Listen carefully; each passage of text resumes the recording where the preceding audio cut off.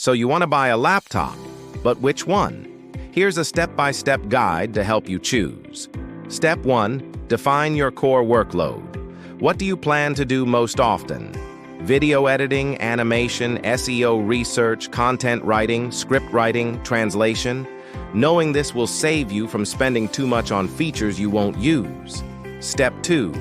Match the specs to your workflow. Prioritize the processor, RAM, storage, graphics, card, display. Step 3. Consider portability and build. How important is weight, battery life, keyboard, trackpad, ports? This is especially important if you're a creator on the go.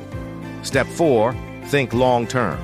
Can you see yourself using this for 3 to 5 years? Does the brand have a good reputation and warranty? Can you upgrade the RAM or SSD to extend its lifespan? And finally, bonus tip. Make sure it aligns with your content strategy. Do you need fast rendering speeds, a good webcam and mic for voiceovers, a color-accurate screen for thumbnails and branding? Final checklist before you buy. Does it match your top 3 daily tasks? Will it last 3 to 5 years without major upgrades? Is it compatible with your favorite tools? And does it fit your budget without compromising on performance?